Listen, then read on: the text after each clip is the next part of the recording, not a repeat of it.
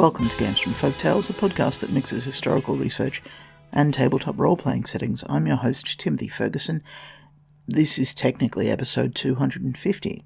Because we live in such strange times, rather than Games from Folktales being one episode a week, as it has been previously, I've just dumped all of the episodes that were recorded for the next month or so out onto the feed, meaning that you can listen to them now if you like.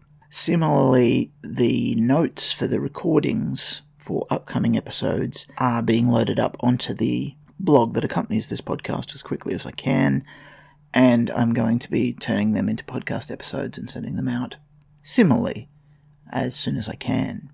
Because of that, the material's going to be a little less processed than usual.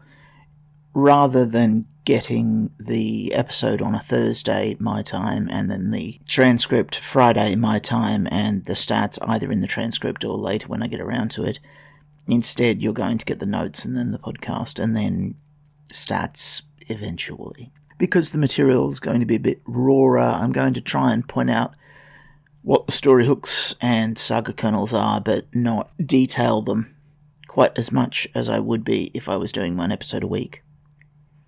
To celebrate episode 250, I was putting together a bestiary of all the monsters that have been mentioned in all of the episodes of the podcast. It totals 83 statted monsters. I was going to top it up with the monsters for March, which would have brought it up to 90 or so, but the timing of the 250th episode is something of an artificial deadline, and so the goal will be that for 275 I'll update this, and then for 300 I'll update it again, so we'll catch them all eventually. If you'd like to go to the blog that accompanies the podcast, you'll find a PDF called Half-Remembered Monsters.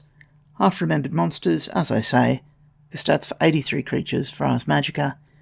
You've seen all of them in the blog before, but they're all in the one place, which makes them a lot easier if you're throwing together an adventure to run over Zoom. Stay safe.